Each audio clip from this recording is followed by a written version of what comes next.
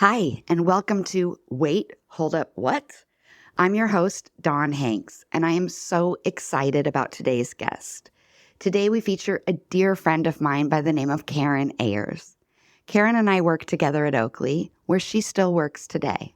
Some say she is an optical sales rep, but she likes to say she's an optical sales diva, and I am here for it.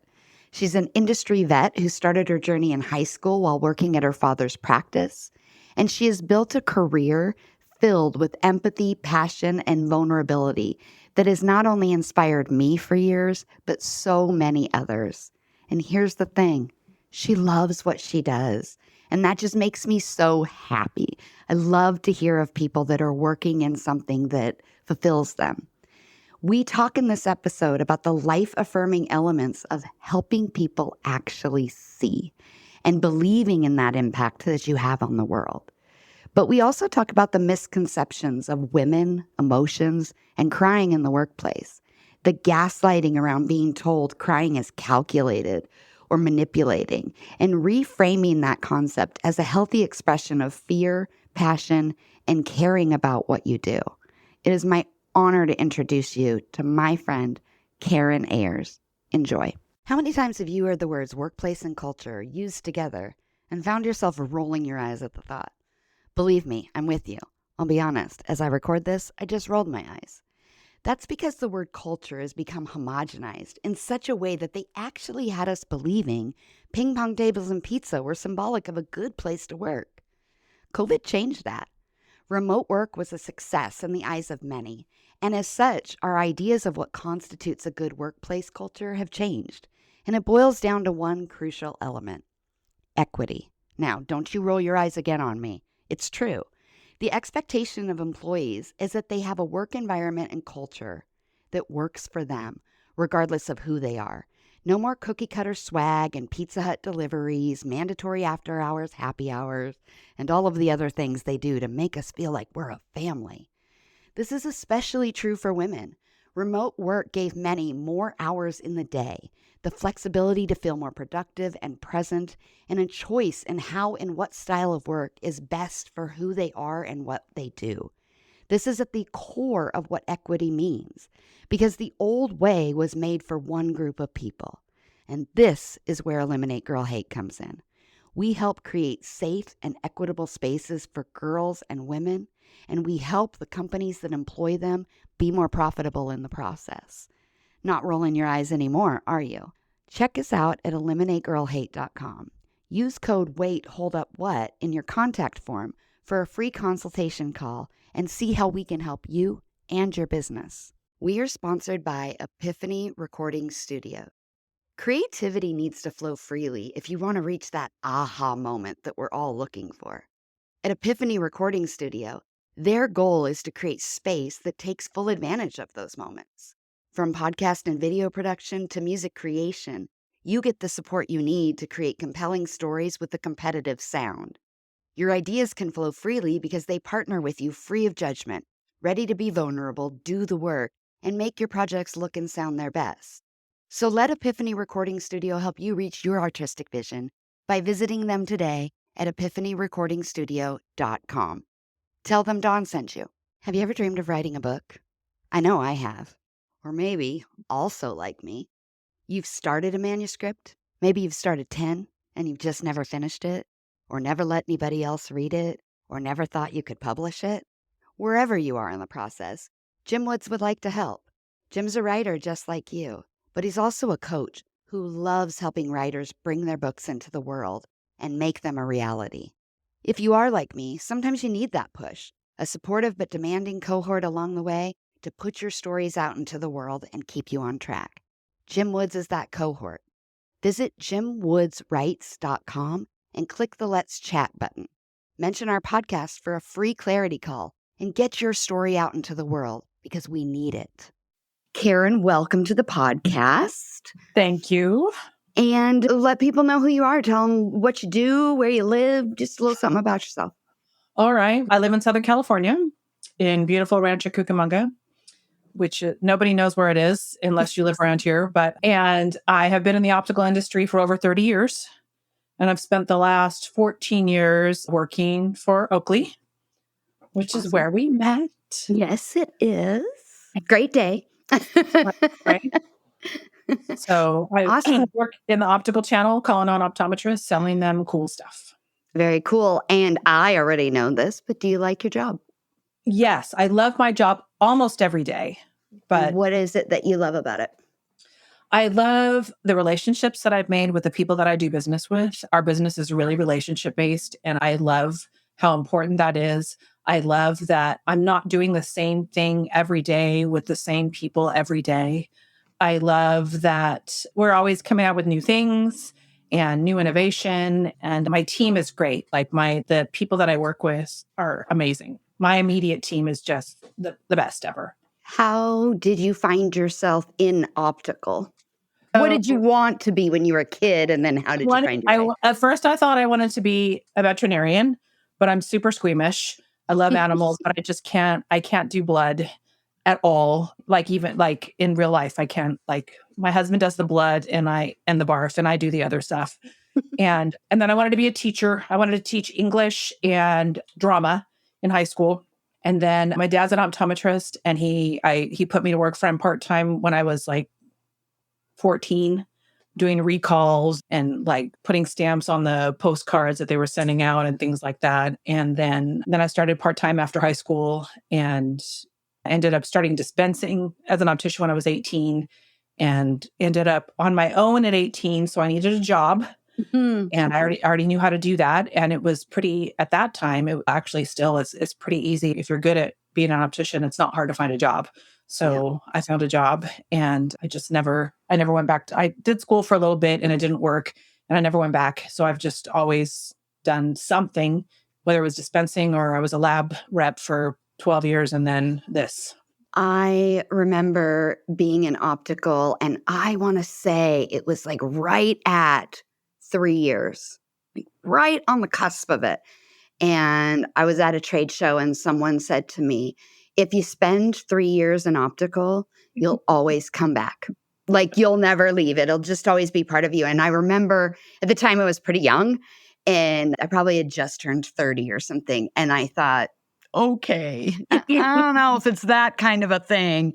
And obviously I've been back a few times and most I shouldn't say most, quite a large portion of my circle is from that industry, right? And it had such a profound impact on my life. So it makes sense that just this after school job turns into a career and a lifetime. And that there could be so many reasons why it's such an industry that helps people more than you would imagine that it does. And until you have that moment of not being able to see, you Mhm. can't fully grasp it. And there is something that feels life affirming about being a part of something like that. I always felt like people always Yeah. ask me, like, how can you be passionate about prescription eyewear? And I was like, I don't know if I am, because I didn't wear glasses until very Mhm. recently. And I was like, I don't know if I am, but I like the way it makes me feel. Helping someone see is pretty miraculous. It's It somebody who can't see, and then you put a is. device in front of their eyes and they can see. And diagnosing other things, like there are all kinds of things that can happen in Yeah. an eye exam that don't even really have to do with your vision.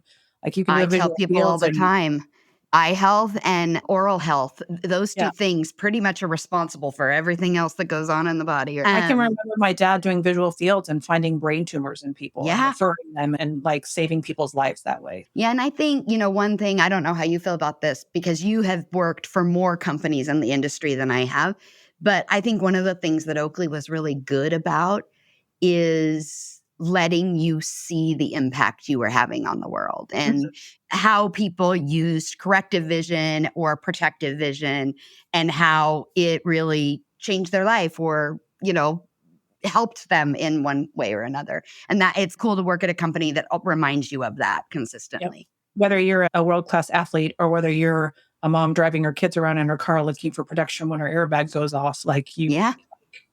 Yeah, it's very cool. And it's just not what we think of, right? Now I'm blind as a bat. I can't even see you on the screen right now. You're just kind of a blob. It's this new fun thing that's happening. Just wait until you're 47.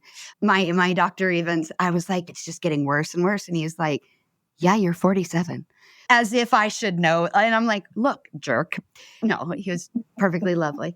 Okay, so the topic that you and I have talked about a lot, just in our time knowing each other, and then lately with this podcast, is this idea of emotion. Specifically for you or I, it's related to crying. As I don't know how many people know this, and I don't even know if I've said it on any of the other recordings, but as I was putting together what this podcast would be about, I had this brainchild in front of my fire pit of like, why don't I just take the things that happened to me and talk about them and see if other women relate? Mhm. And so each episode is like a direct quote or a direct experience in my life that has happened, work, personal, whatnot. And crying was one where I wasn't sure if I should talk about it, Right. only because it is a very big recurring theme in my life. And people have all sorts of thoughts about that, right? But my origin story of the business relates some to the crying and this crying ability. The very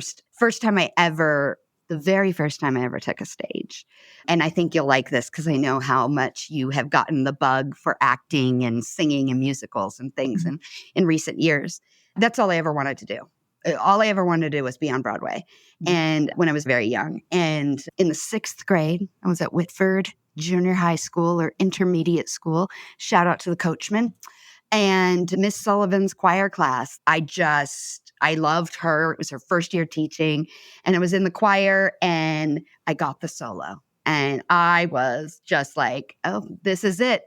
This is the first step to Broadway. And then I got up and I had to stand up on the mic that night during the choir concert. And as I got up to the mic, I saw my mom in the audience, and I saw an audience, and instantly I threw up in my mouth. Oh. And in a flash second, I had to decide what to do. Do I open my mouth and throw up on stage in front of what to me at the time felt like hundreds and thousands of people, but was probably like 20? Or I could run off the stage. And I ran off the stage and just crying and the whole thing, and never returned to a stage again until I was at Oakley. Mhm. And the world-renowned Scott Bowers, who was the VP of marketing at the time, had asked me to speak at a sales meeting. And I wore a dress, which didn't really happen at Oakley, but I felt like I'm in front of an audience. And Oakley as a building has an auditorium that is just really intimidating. Mhm. Instead of you being above the audience, you're below the audience looking up into the rafters. And it's just like, imagine being the only person in a football stadium looking up. And I was shaking so hard that my knees kept buckling. And Scott, as well as other men in the front row, kept lunging forward because they thought I was going to fall, right? Lesson learned, don't wear skirts or dresses when speaking. But I also was crying the entire time I gave the speech. And it was kind of hidden unless you knew me very well. Like, my voice was clearly shaky. But the next time that I had to end up being on stage, Ted Lee asked me to be on stage. And in a rehearsal, it was 8 or 9 days after starting my second tenure there. And it was sales meeting in Hawaii. 800, I might be exaggerating that number, but it was hundreds of people at this sales meeting. And in the practice, I started crying in front of Ted and Pierre and this speaker coach from Stanford or UCLA. Sorry, lady, I can't remember where you were from. And I was like, oh my gosh, they're going to fire me. Like, I just got hired a week and a half ago. And then we went to Hawaii and I went on the stage and I did it, I think, without crying, but ran off the stage and knew that if I talked to a single person, I was going to cry. And the guy's taken my microphone off and he was like, that was really good. And the beautiful soul, Ty Stout, rest in peace, came up to me to give me just the biggest hug. And I said, hey, Ty, you gotta wait a minute. And I start running and I'm crying and I'm running to the bathroom. And he goes, you got to go pee all that emotion out, don't you? I was like, yes, I do. And I made it to the bathroom and just hysterically bawled. And I really thought I had gotten away with it, but everybody knew. Like everybody. So all night it was like, hey, kid, you did great. And it was how I started that second tenure at Oakley. And so to see where my life is now and what I'm doing now and where my happy place is, which is on a stage or speaking in front of people, I still get petrified, nervous. My last speaking engagement was for the Story Conference, and I had dreamt of that stage 5 years before. Took a picture of my feet on the stage with a microphone, put it in my journal and said, I will be on this stage one day. And when I got there, it just completely overwhelmed me. Sick for a week, throwing up, not sleeping, couldn't really talk to people. Got on to do the sound check and just bawled. And the beautiful people at the Skirmerhorn in Nashville were so kind and graceful. And this wonderful volunteer named Hardison came back into the green room and sat with me until it was my turn to go up and just talked. And I went up and I thought I was going to cry, and I made it through without crying. And it was because of the pre-cry. But it just shows you that it doesn't go away. It sticks with you. Yeah. And that was a way longer story than I probably should have told. So I'll probably edit some of it out. But I say it because it bookends my journey. And for some people, they will understand that kind of crying because it's nerves. And so you get a little bit more grace. Where you don't get the grace is in the everyday work experience, right?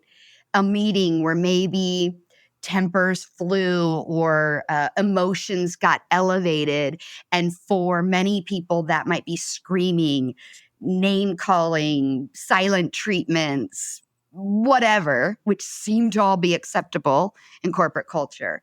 But the second someone cries, it's all over, right?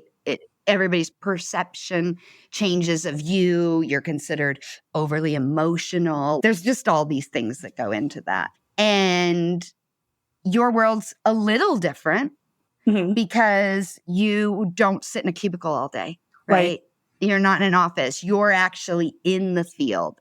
Yep. So the first thing that I want to know is do you see a difference in that or in the response to you? I'm trying to think if I've ever actually cried in an account, and I don't. So team facing, not customer facing. Yes. I feel almost the same. I think it's the same for me. I've definitely cried in meetings. I've definitely cried in front of my coworkers. But I don't know if I've gone out to my car and cried. Been in the parking lot for a long time.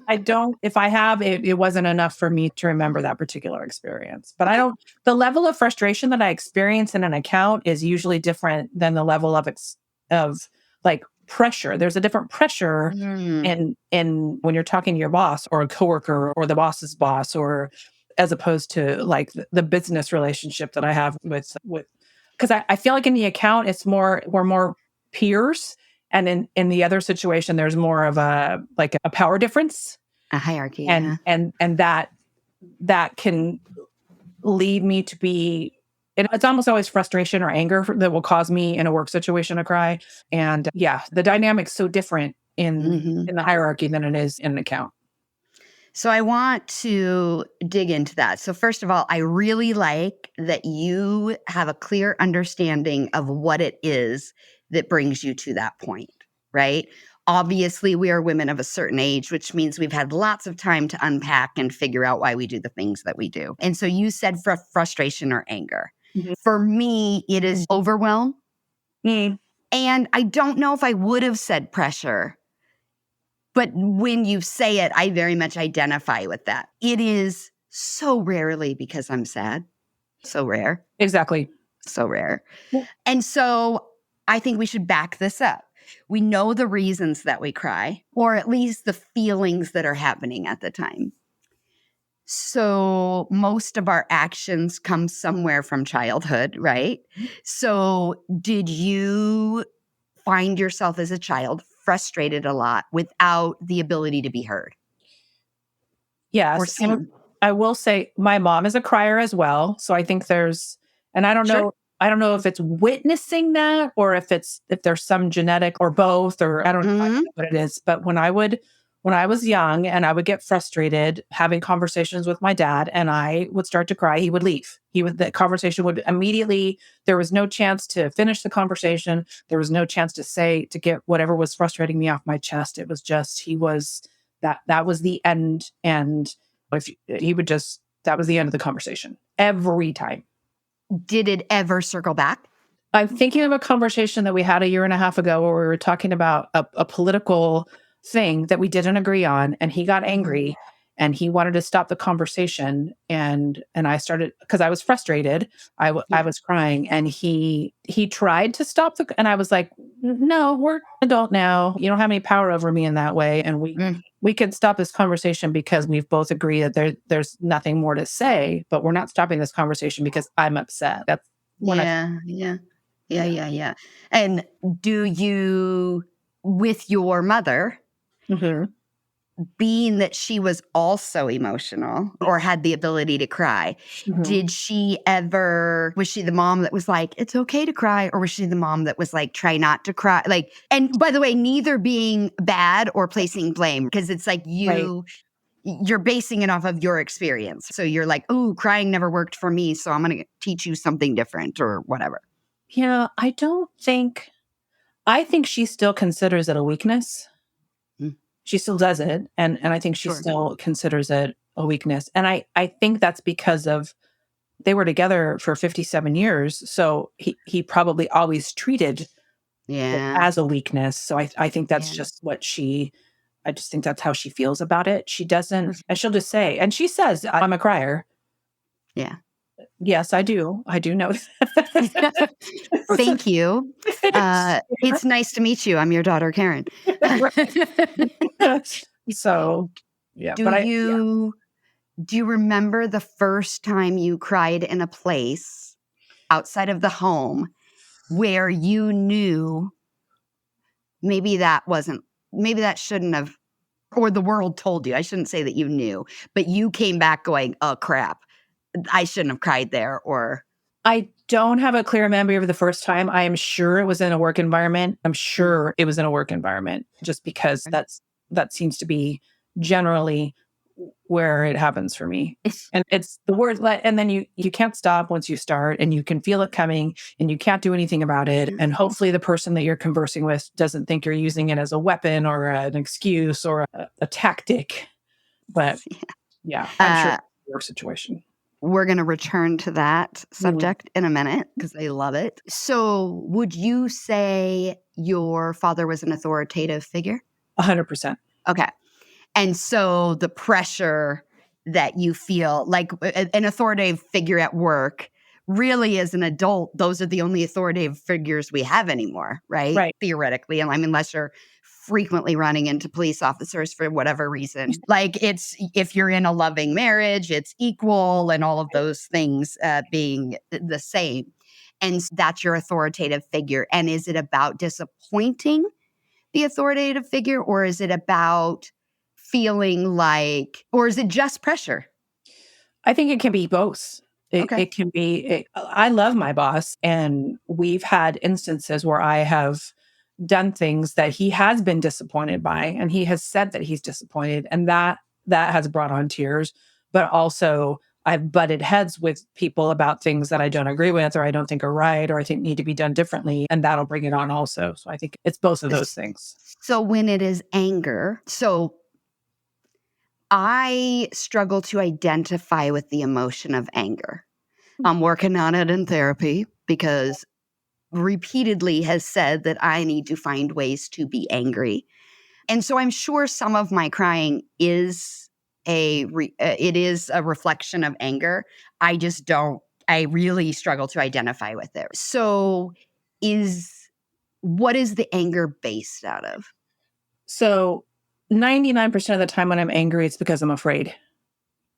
Like anger, there's a saying that anger is fear's bodyguard.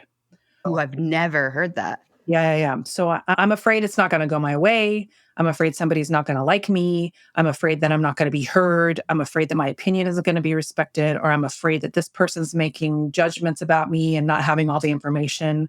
Like it's all, and then it manifests itself as like this hot, terrible feeling of like anger, but it's almost always fear underneath. So the last part of that, this idea that you're not going to be heard or understood, Mhm. that resonates for me. I think it's why I talk so much, is Mhm. because I want to make sure you understand me, because I do not want to be misunderstood. Right. It doesn't make me angry. I don't know what it is, but it's definitely a defense mechanism. But the part about, you said something about not the not being heard part, but maybe that, is there a happy place where, yes, you're heard, but the disagreement still remains? Yes. Okay. Sure. Okay. So you Sure. are not looking necessarily for resolution, No. just the being seen and being heard. Yes. Okay. And not, yeah. And we don't have to agree. But if we're going to disagree, I want it to be in a kind, professional manner. And I want to be treated not like someone who's silly or not smart or Yeah. overreacting or being dramatic or those sorts of things. Wonderful. Not wonderful that you experience that or ever feel like that, but that you can identify that and see it. Mhm. And it's also a very, I think, a really interesting segue, because it's almost like the chicken or the egg, right? Your reaction is an emotional one, which then people very much genderize and stereotype you and do all Mhm. of those things. Mhm. But the fear, the thing you're afraid of, the silliness, the stupid, the words that you used are so often associated with women in the Mhm. workplace. Mhm. And so it's almost like this weird self-fulfilling prophecy of perception. So is there something in those situations in the workplace where you feel as if your understanding of something is being judged based on you being a woman in a different way than maybe a male colleague? I think in some cases that happens. I don't think that's true all the time, but Sure. I think in Fair. some cases that happens. And then if I do cry because of that, then I'm just, oh, yep, see, Yep. You just proved my point. Yeah. there's this emotional woman. See, if this were, I Yes. wouldn't do this, So but I'm going to maybe a ask man you, wouldn't take care of my accounts the way that I do because I'm an emotional, passionate person. So, you know, I'm going to ask you if you could think of, so the way that crying is viewed in the workplace as a predominantly female trait and mhm, ridiculous trait, it's emotional. mhm. Can you think of what the converse response is from a man?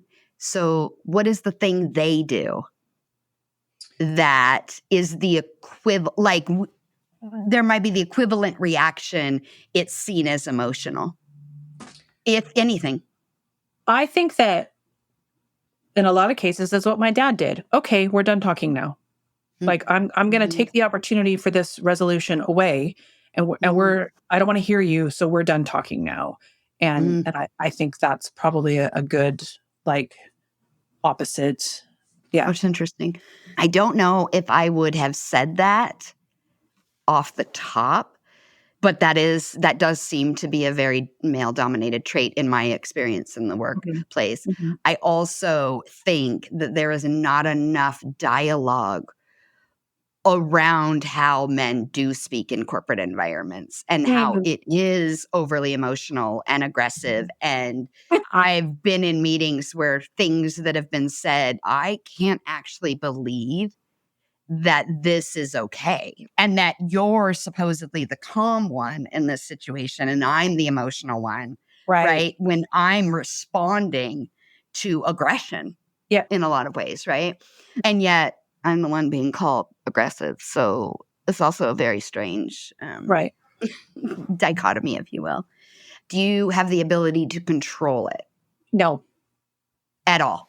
I guess so. I often immediately I say no. I have tried. I have been in situations where it's like the emotions are ramping up and things are happening and I'm getting frustrated and I can feel it coming. And I have tried to, there have been instances where I've been able to kind of settle down and not, but there have been other instances where so the other thing that I've learned about myself is there are some things that make it harder for me to control it. If I'm hungry, Mm. if I'm tired, Yeah, of course. if I'm overwhelmed, if I'm stressed, like those things will definitely make it harder for me to reel it in. I try particularly in work situations, I try very hard not to be too hungry or too tired because Sure. it's just, and there are, unfortunately, I've had a few experiences in front of my work family where now they'll tease me about it. And it is funny, but also that can trigger the response as well. Because sometimes it's funny and sometimes it's not. Because I never meant for this particular situation to happen, and it happened in front of my whole teams. And a lot of the times we'll joke about it, but sometimes it's, ooh, like that. I'm not finding this Yeah. funny today. And I love that because I didn't start crying when I started working. Apparently, that's just always been a part of my persona. I Mhm, believe, if I remember some family lore, it got dramatically intensified at the age of 13, mhm, which makes a lot of sense. Yeah. sure. And it's kind of always been there. Mhm, And because of that, it is very much a joke, mhm, right? And I get there are certain scenarios in which something like that is funny or it's a funny response, right? I've laughed at myself and I make jokes about it, whatever. But like it was such a joke or has been that like if we were watching movies or TV or something, anytime something even remotely emotional or sad would come on, every like people would look at me mhm. and then, like, my youngest brother very often will be like, "Oh, get the bucket. Dawn's Yeah. about to start." And Yeah.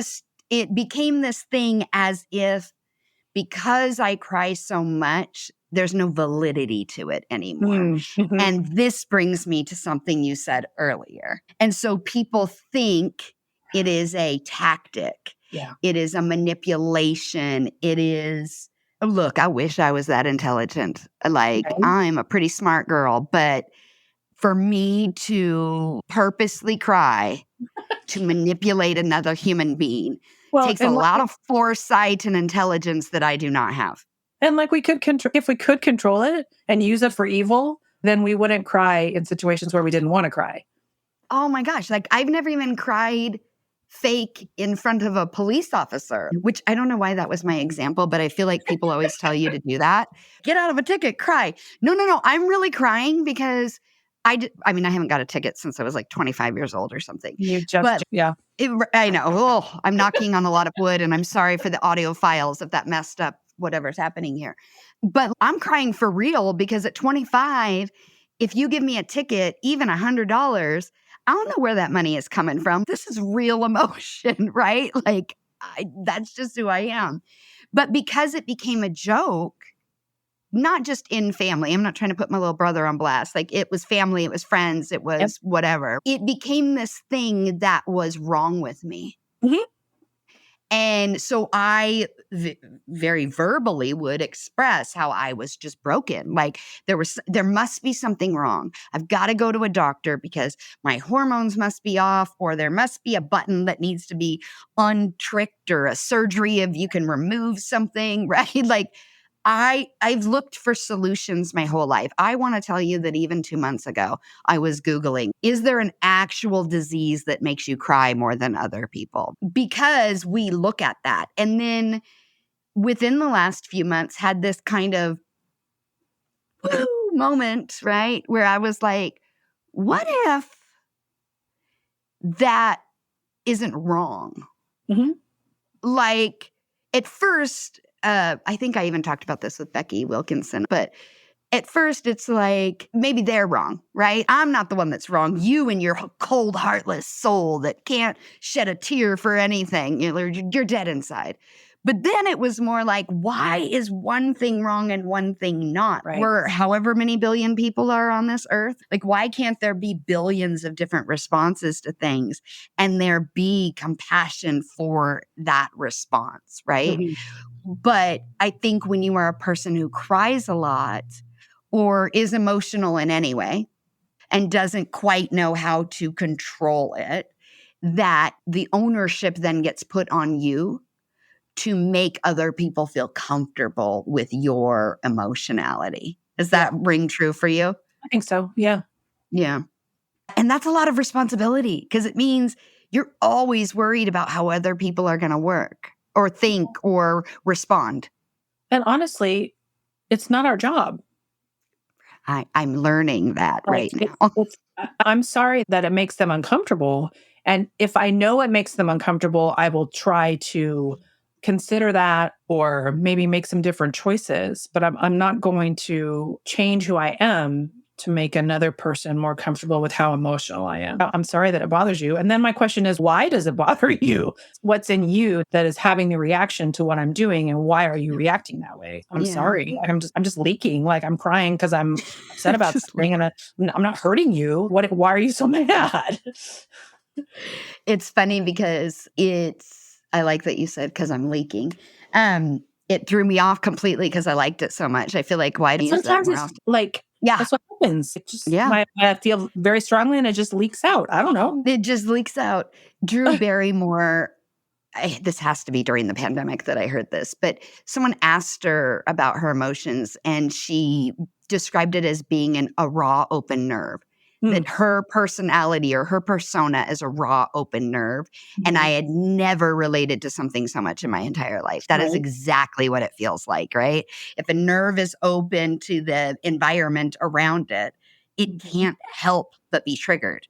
And we live in an extremely triggering world Mhm. where there is so much, like, I'm a person that has to physically take breaks from the news Mhm. and from social media Yep. and from people Yes. because the pain of what I experience from it is just so raw.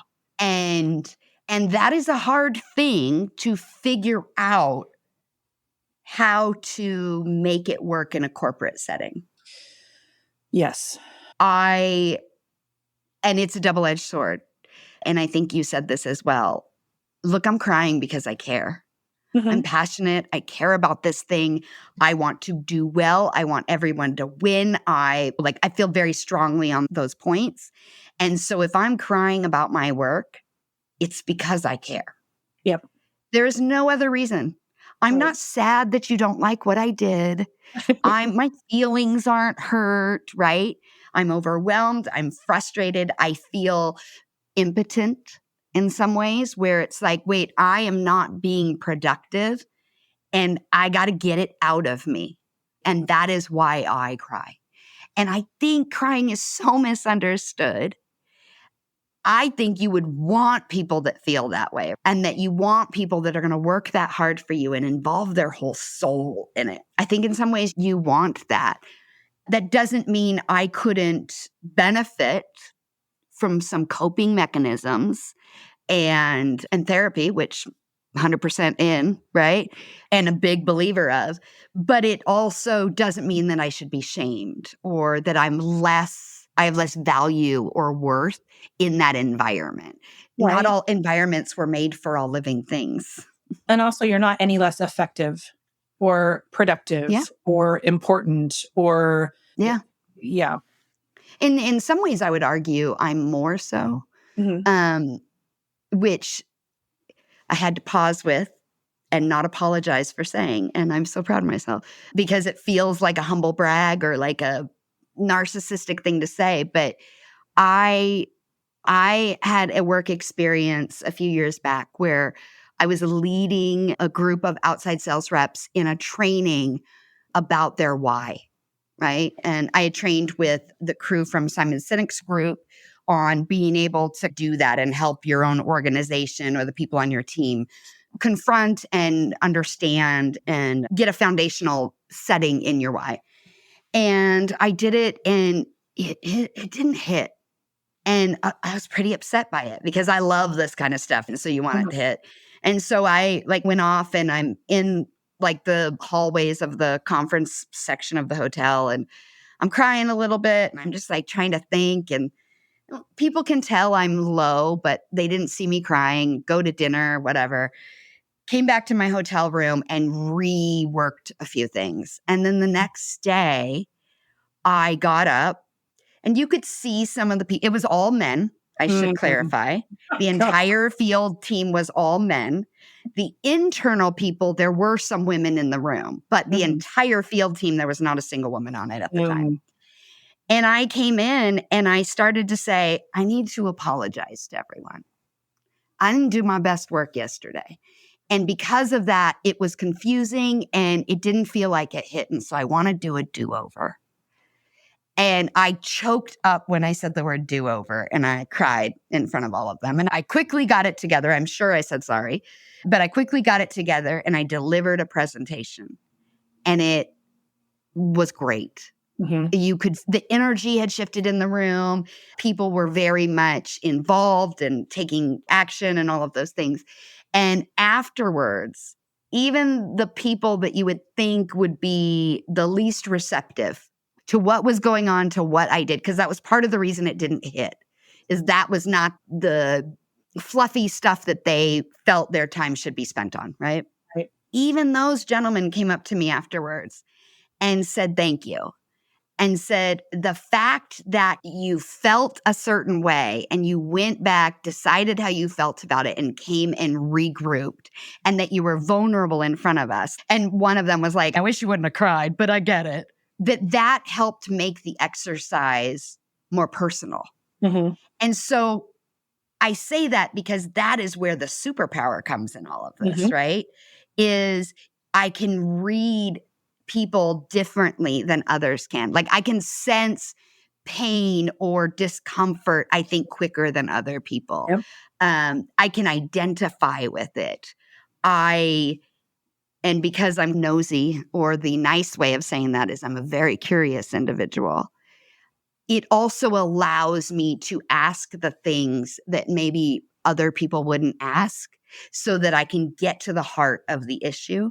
Because I want everyone to feel safe and comfortable. And what I mean by that, yes, physical safety, all those great things, but I don't want someone to feel what you and I talked about, is that if I don't use 150 words here and I only use 25, they're never going to understand me. And I don't want people to feel misunderstood. There's so much out in the lexicon about how the number one thing a human being wants is to be seen and to be heard. That no matter who you are, from what experience, that is the human nature. That's the id that we all want. And so with this power, I can sense when they're not faster than others. Gosh, that's a great thing for managing people, because you can get to it before it festers. And so historically, if I can be so bold, I've always had teams reporting to me where there was a very good relationship, understanding, tight-knit. Most of my teams, especially as of recent, were very close-knit and connected. I talk to almost anybody who's ever worked for me before. I still talk to almost weekly, but I never quite connected to leadership. And no matter how good I was at my job or what I did, there was always a barrier between me and leadership. And it often felt like it was a combination of the fact that not only was I female, but I very much represented traditionally female traits that make men uncomfortable or make people in power uncomfortable. And I'll be honest, as far as I've gotten in my career, I have never cracked that. It doesn't mean I didn't have bosses that liked me, or doesn't mean I wasn't promoted. I've been promoted lots in my life, but it always felt like there was a ceiling because of those two things. And I wonder if, because what you do, you love so much, and you're not necessarily trying to take a hammer to get higher rung on the ladder professionally. Do you feel the same way, though, that maybe it's holding you back, maybe not from promotions, because that's not what you're looking for, but that perception of who you are and the fact that you do identify emotionally, do you feel like it holds you back, or that it allows other people an excuse to hold you back? I don't think so. I've made decisions about how I want to live my life, and because of the way that I feel strongly about things, and because my passion is, I like to solve problems. I like to help people, and in my opinion, middle management corporate is not the spot for that. It's because you're having to interpret the big bosses and then take care of the team. Like it's just not, it's not something that that is appealing to me. But I think that one of the reasons it's not appealing is because I'm aware that in that arena, some of my traits would be held against me, right? There's no way if I were my boss and things roll downhill, if things weren't going well and I got an earful that I needed to pass on down to depending on what it was, there's no way I could do that and remain not emotional. And then if your company's international, then you've got personalities that are culturally different Yeah. and look at women also in a completely different way. Yeah. So you've got the cultural thing, like, yeah, I wouldn't put myself into that position because I know I wouldn't be happy. Happy is Important. important to me. Yeah. I really like hearing that. And number one, because I know you, and I like hearing people I know who know themselves and know themselves not to the point of limiting opportunity, but of understanding what might work and what doesn't, right? Right. I identify with so much of what you're saying, and yet my path obviously went down a different direction. I love leading teams, but I like it because I like being able to be a person who breaks the mold of what that is. I like that you're right. You're supposed to come in and drop the hammer and in some ways be cold and unfeeling and all of those things. And so we all have a story about a situation with the boss where we were like, gosh, they're such a dick, right? Or whatever that is. Mhm. And I want to give people something different than that to experience. Right. By the way, does not mean that I have never been a dick and that no one that has worked for me has ever thought I was a dick, because you Right. learn Mhm. early on in my career, especially. I made so many mistakes, and no matter how far you get into it, you make mistakes every day. So I don't want to act like I'm some holier than thou kind of individual, but I really think that my whole life is about people not experiencing what I experience Mhm. and making something better for someone else that comes up behind me. That's Mhm. everything I believe in. That's how I was as a sister to my siblings. That's how I am to friends. That's how I am in work with my team. And because I'm a person who believes that things only change when people go in and change it. But it is so hard to change a system. It comes with great personal cost, no matter what system that is someone's trying to break. Mhm. And I didn't know until very recently that I had a choice in that. Mm. And I love that you knew and know that you have a choice in that. And you made the choice that was right for you and your well being. Mhm. I'm not quite great at that yet. I'm Just working on it and express. very focused on it, but I'm not great at it yet. Mhm. I'm too busy trying to make things better for other people. And it's almost as if I have left myself behind in the process. But what's crazy about this, and I'm reading a lot too, because I think this is happening not just for women, but men right now, but I do Yes. think women are experiencing it a little bit more, is COVID and everything that's happening in our country in the last 5 years have Mhm. made people view their life in different ways and what they're willing to accept and what they're not willing to accept. Yeah. And there's all these people in my age group, which I don't even know what it's called. I know I'm Gen X, but this 40 to 50-year-old age bracket where all of a sudden everything you've worked for your whole life, you're questioning Yeah. because, oh, it was built on a lie or a false narrative, or wait, I only did that because that's what you had to do. You don't have to do that anymore, right? And so you Mhm. have all these people in the middle of their life, more or less, who are pushing down on the brake to say, Mhm. ugh, this isn't what I wanted. And so to hear somebody who knows what's going to do that, how do you think that came about for you? Time and Yeah. self-examination and just and I know what my limitations are. And I don't mean limitations in that like in a bad way, right? Like Mhm. I can't do everything. Mm. I can't, not everybody's going to like me. So if I'm going to be here and I want to enjoy my time here, then, and I need to make a living because I have responsibilities and bills to pay and things to do, then it should be something that is fulfilling to me. And it doesn't have to be fulfilling to anybody else. And I don't think I felt that way 20 years ago. I didn't feel like that. It's just, it's Do you been a think it's journey. about finding self-worth? Yes. And I think being comfortable in your own skin and knowing what your strengths and your weaknesses are and not being ashamed or afraid of your weaknesses because everyone has them Yeah. and they're not necessarily bad. They're just not where you're strong. Mhm. And I can choose to get Or strong in those places if I or want to. strongest, Yeah. right? I can choose some of those things I can change if I want to.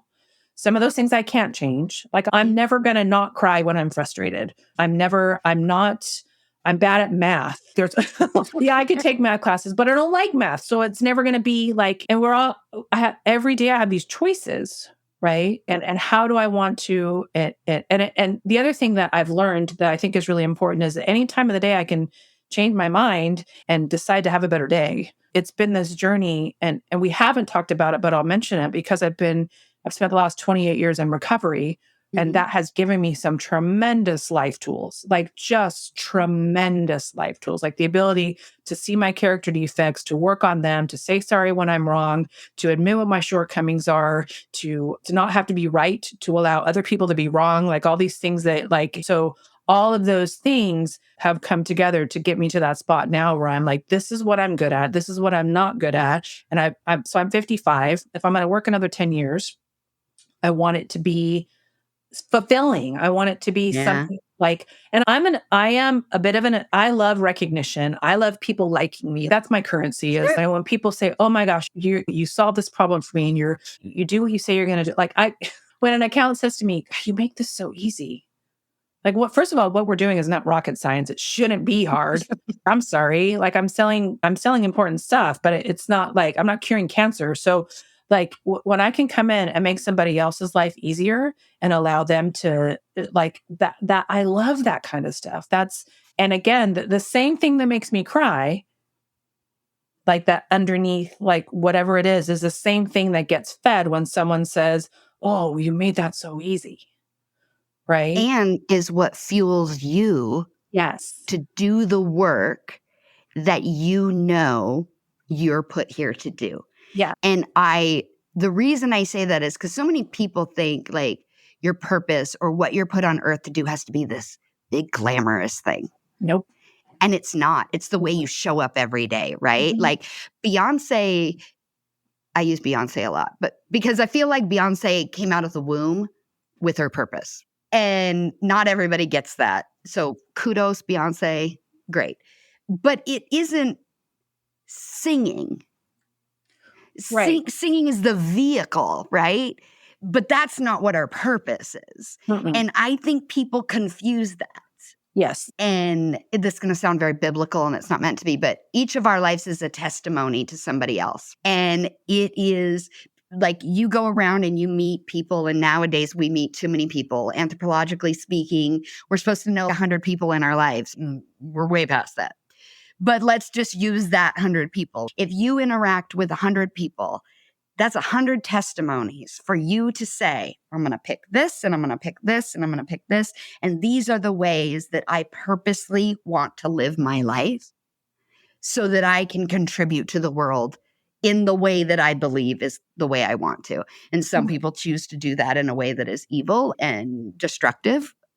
And some people use that in a way that builds up. And there's probably 1,000,001 levels in between. But one thing I will say about you is you are a person who builds up and was meant to build up. Mhm. And it's not, I have never, ever felt like like it's your brand and like you wear it like a coat. It's just intrinsic in you. Like it seeps or leaks out of you. Mhm. If we're going to go on the same thing, that it's if I have the ability to make the day better for whoever is in my space, then I'm going to do it. Now, Mhm. some days I'm tired and I can't do that. But as much as possible, that's what I'm going to contribute to the world. And that's my thing. Well, and some days there are people in my space that I don't want to do that for. Sometimes the best I can do is just be quiet and move Yep. on. Today you are on your own. Yes. You are married, correct? Yes. And how long have you been married? We've been married. So this month we got together 29 years ago this month. We've been together for 29 and married for 27. Okay. So doing some fast math, that is only 1 year into your sober journey? Yes. Meeting him? And Well, no, when we met, I wasn't sober. oh, okay. So I thought you said 28 years. I got sober Okay. the year we met, though. Yeah. Okay, great. In response to meeting him or having nothing to do with him? Having nothing to do with him. Okay. So I realize that if you're still listening at this point, we already know each other, but I'm just still going to say, because I know you and I've met your husband, there's something very lovely about the relationship that you and your husband have. He lets me cry. I don't like the let part. Well, it doesn't. You're right. You're right. That's not, but he's not bothered by my crying. Yes. And also from the outside looking in, you have somebody who lets you be who you are 100%, or actually, I don't even want to say that because I just said let's too, who embraces who you are in all of its good, bad, ugly forms and celebrates the good, bad, and the ugly. Yeah. How do you think that developed between the two of you? Like, was it always that way, or? So I think we were destined to be together. If you look at our history and our story and the things that happened before we met each other, and I think that the universe wanted us to be together. But again, getting into recovery and learning the things that I learned and bringing those principles home. We talk in recovery, we talk about practicing it in our homes, occupations, and affairs. So if I'm taking these tools that I've learned, that self-examination tool, that like if I'm taking them home and I'm using them like when I'm upset, when he's upset, when we're like, it allows us to grow together in a way that I don't, if I wasn't sober, we wouldn't be married anyway, because I would have ruined it. But if I were a normal person without these tools, I don't think our relationship would be on the level that it is. That makes sense. Do you think that style of relationship is rare? I think it's less rare than it used to be. And I think it's because some of the old stereotypes that our parents believed in, that they unintentionally, well-meaningly passed on to us. They weren't trying to teach men to not be emotional. They weren't trying to teach women to stay in the kitchen. Those weren't the intentions were good. But I think that today people are more comfortable being real. And that's the secret. Like I don't have to pretend to be who I'm not. He doesn't have to pretend to be who he is. And he doesn't try to get me to behave a certain way, or like he's not trying to control me. I'm not trying to control him. And I think younger kids, like my oldest son is 31 and we hang around with a lot of young people in the theater group that we're in. So I get exposed to a lot of the younger, which is awesome because it keeps me young. But I feel like these younger people are better at screw these stereotypes. I can do this. Like my wife can work and I can stay home and it doesn't make me less of a man, like that kind of thing, where our parents would have never done that. Yeah. It's funny. I'm not a parent. And so sometimes to parents, I think I sound a little harsh in some of the things that I say, just because I think when you have a kid, your perspective changes. And with my siblings having kids, I've actually learned so much just watching them parent, because parenting was different than it is now. But I see so often this relationship with children that is based on more than safety. And I feel like we grew up in an era where our relationships were based on safety with our parents. It was like your mother kept you fed and clothed and in school and all of those things, and your dad put food on the table or if you were lucky, right? And that was it. So those 1950s and 60s television shows where the man goes out and works and come home, sits on the recliner with a martini and watches this game and maybe says 2 words to the kids. Mm-hmm. We were the kids of that generation, and there was something missing. And then that generation goes out and has children and says, I'm going to do more for my children. And the weird thing about that is every generation wants more for their children than they wanted for themselves. Mm-hmm. I don't care who you are. If you have kids, Agreed. that's the number one thing you hear, right? Yeah. I'm going to raise my kid different than my parents raised me.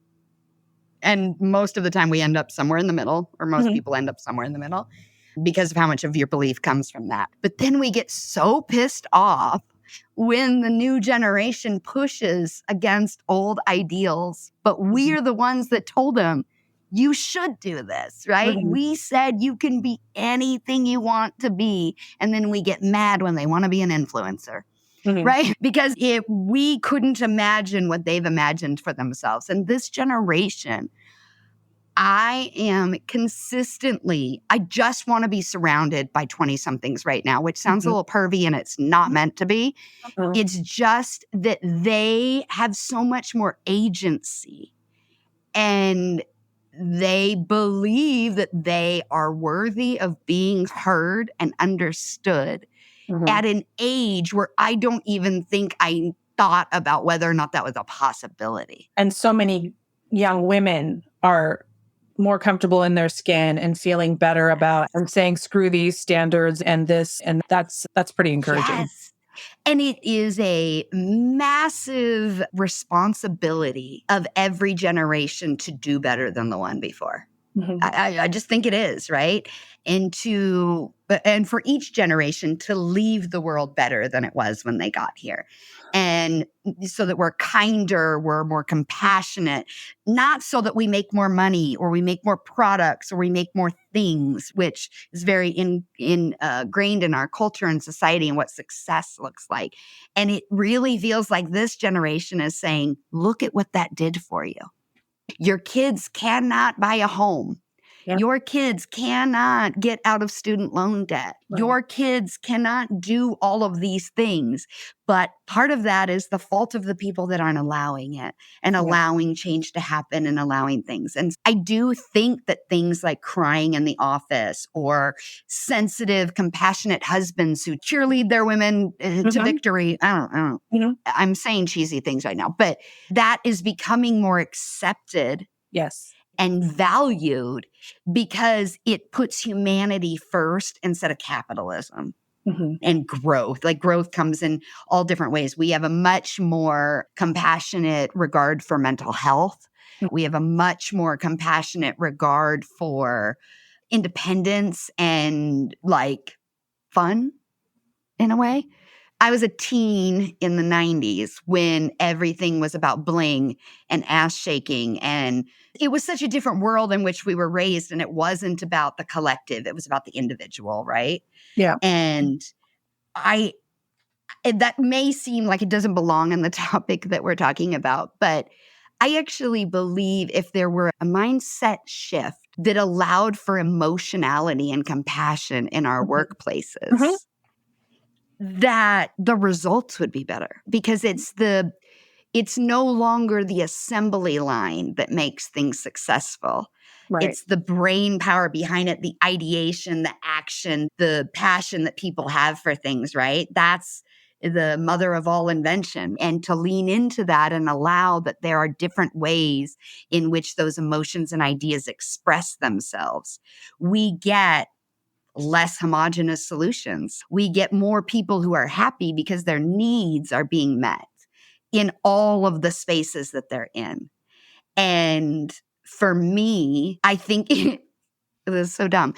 It's not, but it is. It starts with letting people sit in their emotion and not trying to put our own emotion onto them, whether that's someone who's angry, whether that's taking a beat, whatever it is that we need to do. And I think it's different for all people and all emotions, right? But this idea that we're so quick to respond and to turn off any level of emotion because it might be uncomfortable, I think is destroying our spaces, whatever those look like. Mhm. Does that make sense? I think you're right. And it's just allow everybody to be however they need to be. Like, I can be emotional. That doesn't mean the other person needs to Yep. be. Like, I'm not asking Yes. you to match I'm just asking you to respect the fact that I have these emotions. And in the same way, I'll respect the fact that you don't.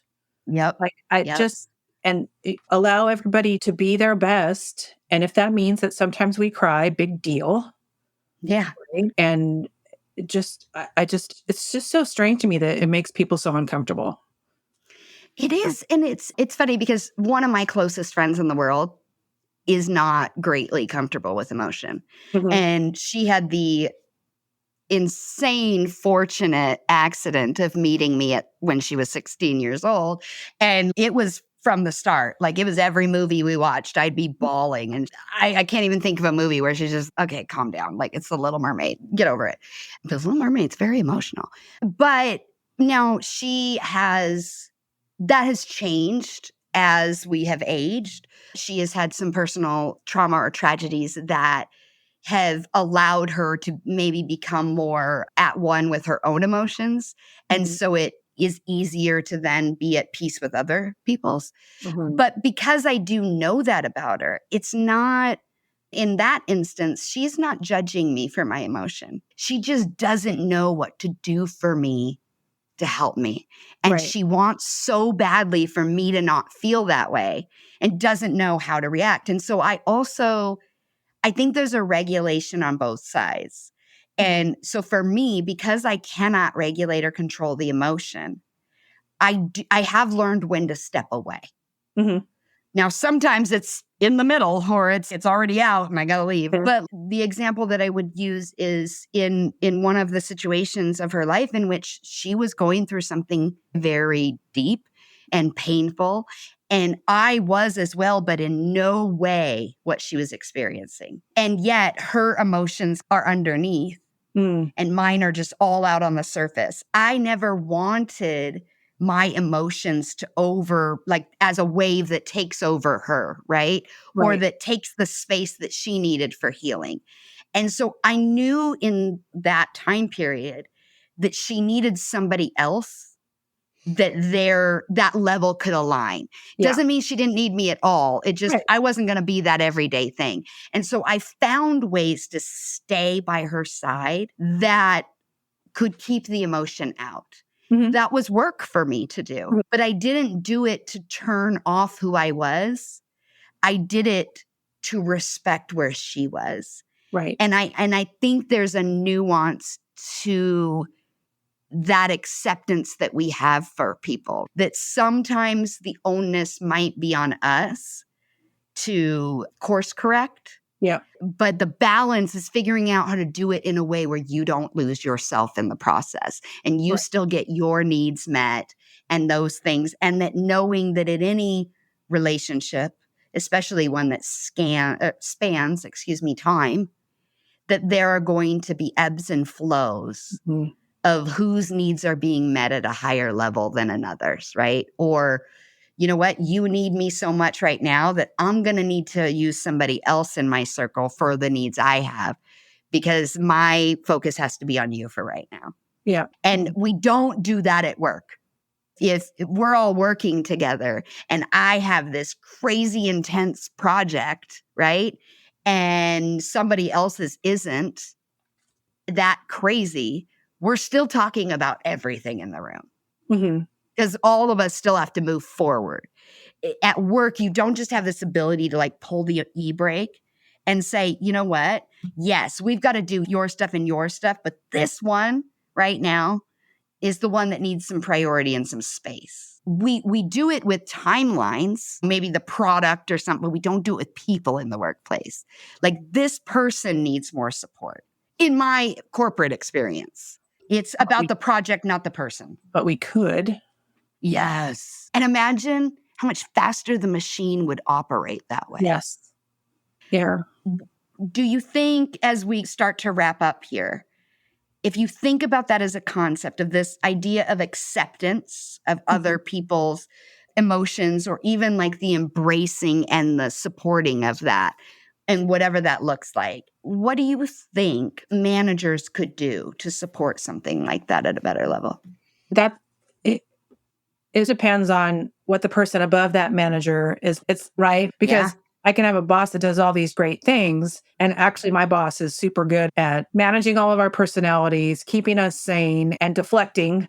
He absorbs the things that we don't necessarily, but so it has to, I feel like it could start at the team level and then the manager and then the manager's manager. And then, but it has to, it's a culture that has to infiltrate the whole, um, Organization. yeah. And I think there are organizations that do that. The larger ones, the more corporate, it's just harder. It's just harder Yeah. to, and it's like a big aircraft carrier that you have to turn around as opposed to a small speedboat that you can turn around more quickly when it's presented with good information and good reasons. But I think there are plenty of places where that does happen.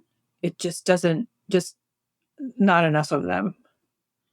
Do you think that change starts from the bottom, the top, or the middle? I think generally from the bottom, I agree. I totally agree. sometimes from the top, but unfortunately, particularly in a corporate environment, that top is so far away from the bottom and Yeah. so disconnected. And not even that they mean to be or that they're trying to be, it just is a function of all of the layers and all of the levels and all of that stuff. But it's my job, somebody sitting in another country looking at the number that is me and, well, what's this all about? And that makes it really hard.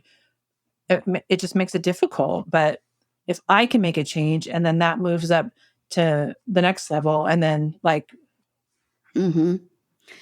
And my last question for you is, what do you wish you could say you know how when you watch a movie or a TV show, and sometimes if it's about, maybe it has flashing lights in it, or maybe it's about a trigger subject and they've got the trigger warning at the beginning. Mhm. So what do you wish was the trigger warning that scrolled before you cried in a corporate setting? I'm gonna cry, just let it happen and don't take it personally and just give me a second and it'll all be okay. Like I don't Yeah. it just I just need a minute. Like Yeah. Yeah. Yeah. It's just a minute. I don't need to internalize it or fix it or just let me do it. Yeah. Let And me get this out. right. I was trying to explain this to somebody recently, and I actually explained it to my therapist. Have you ever seen the movie The Green Mile? Yes. Okay. So when I think this is the only way I've been able to explain my emotionality to other people where they have understood it. And that is that I'm John Coffey, right? So I'm empathetic. Some people will call that an empath if that's what you believe in, but we can Mhm. also use the Drew Barrymore thing of the raw nerve, right? Mhm. So when I experience another human being or a person or a situation, I'm feeling so much of it. It's not just my feelings. A lot of times I'm getting your feelings and your emotion, and I'm Mhm. confusing the two and layering them out. And it takes a lot out of me. It's exhausting to be around people. And then I come home. And if I do not have a way to cough up all of that black stuff, Mhm. it will sit and fester with me and it'll make me sick. Mhm. So if you give me a minute to just cough it out, Yep. we're both going to be great. We can have open dialogue. It is not a reflection on you. I am not using it to manipulate you, Right. because if I could control it, I think I would control it in other ways or Yes. use it to my advantage more often Mhm. than not. But that example, even for friends who've known me for years, helped them understand that for me, it's about a release. Mhm. It's a release of Mhm. whatever. And if I don't, I will get sick physically, spiritually, mentally, whatever it is. Mhm. And so that would be however that would be my trigger warning is Mhm. let it happen. Like you said, I'm going to Yep. cough it up. This has nothing to do with you. And Right. if it does, I will tell you. Right. If you are the trigger, I will tell you Mhm. in a very polite and respectful way, Mhm. because I don't need to be a jerk. I want to say thank you because I just love and adore you so much. Same. And it is humbling to me that you would publicly have a conversation with me that is so open and candid and vulnerable in a lot of ways, because that's not an easy thing to do. And so so much gratitude for that and for all that you do to keep lifting me up in my life every day. It's amazing. And I'm so glad to have a person like you in my life. Thank you for asking me. I appreciate it. In this episode, we talked about healthy community sizes, and I mentioned a factoid of, anthropologically speaking, I think I said there was like 100 people in your community is like the healthiest, or it's what we were built to be. I actually got that listening to another podcast called The Armchair Expert with Dax Shepard and Monica Padman. Shout out. And according to the National Library of Medicine, the most common community sizes are around 50, 150, even 500 people. And that in those community sizes, they see longer longevity in those communities. And they attribute that often to levels of emotional closeness or intimacy, stability, and the way in which people can interact and help each other. So I thought that was kind of cool and very telling in the world that we live in, why we feel so much more disconnected. We just weren't built to be connected to that many people. I also talked about this interview that I had heard of Drew Barrymore talking about being a raw, open nerve. So I tried to find that for you so I could share it, and I could not find it. But truth be told, I am not the best Googler in the world. I know, we do it every day. But I swear when I ask other people to find something, they're much better at doing it than I am. But I am like 99.9% sure I remember that quote pretty correctly. So maybe don't quote the actual wording, but the concept or the sentiment can be attributed to her, at least how I came across it. But if you can find that video or that clip, by all means, email it to me, info@eliminategirlhate.com, because I'd love to share it with our listeners. In listening back to this episode, I was reminded how empowering it is to chat or be next to someone whose natural inclination and aura is about lifting up instead of tearing down. I learned so much from Karen, and I hope that you did too. If you take away anything from this episode, I hope that it's to honor your emotionality and be at peace with it. I hope that you know that the way in which other people respond has nothing to do with you. And in actuality, it's not your problem to solve or change. In addition, I hope there's a better understanding of how the myths around emotions are just that. They're myths. Emotions can and should have a place in the workplace, our family dynamics, our partnerships, our friendships, and that ignoring or chastising honest, authentic emotional reactions can be damaging not to the person that you're chastising, but also to your own development. I was reading a post from a woman who wrote this book called Trust Yourself, but the sub-tagline being stop overthinking and channel your emotions for success at work. The writer is a woman by the name of Melody Wilding. And in the post, she talked about how ignoring emotions can be dangerous. And her example was about a beach ball. So you're in a pool or a body of water, and you're trying to hold that beach ball underwater. And as you hold it, the surface above the pool or the body of water is smooth. And that's deceiving because all of your energy is being put into holding that ball in place. And if you're using one hand, or technically even if you're using both hands, it limits all of the other action you're able to do, because above the surface, if you will, because all of your energy is focused below the surface. And then when you loosen your grip on that ball and it comes flying to the surface and water goes everywhere and a big splash, inevitably the ball smacks you in the face, or maybe that's just me because I'm extra clumsy. You get smacked in the face. And holding our emotions in is just like that. You're only delaying what might turn out to be a smack in the face or an ill-timed breakdown of some kind.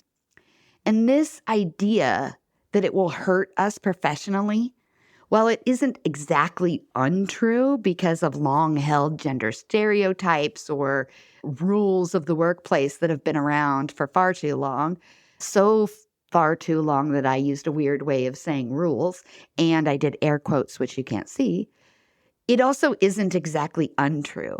According to Melody, about 75% of C-suite leaders in one study think that crying, at least every so often, is normal. So Melody says it's better to lean in instead of ignoring these emotions or the fact that you had the emotion, or worse yet, apologizing for it. She gave a few suggestions for how to navigate this at work. In the moment, you should address the elephant in the room. Don't pretend you're not crying or apologize or walk out, or if you're like me, probably run out. But maybe you can verbalize what's happening in that moment in a very simple way. She used examples like, as you can see, I'm feeling pretty invested in this. Or another example, this is hitting me pretty hard. Would you mind if I stepped out for a moment to get some water? Or a third example, I realized I had a strong reaction while we were talking, and I wanted you to know that I really appreciate the feedback you shared with me, and I'm working on implementing that and understanding how I can do better. It's not about apologizing. Take ownership of your feelings and reactions without apology. It helps you reframe how we relate to emotion, not just as the emotional person in the moment, but the person who is experiencing that emotion. And it allows us to accept the experiences of others, which will help create equity in all of the spaces and places that we sit in. Wherever you sit on the spectrum of emotion, at the heart of it, it's about feeling safe. And feeling what you need to feel without apology or shame should be the goal. We would love to hear your experiences with emotionality, so feel free to email us or DM us on your favorite social channel, and let's start a conversation where we open up and we help to understand ourselves and others. Have a lovely day, evening, morning, or afternoon, whatever it is where you are, and we hope you'll come back and listen to us again.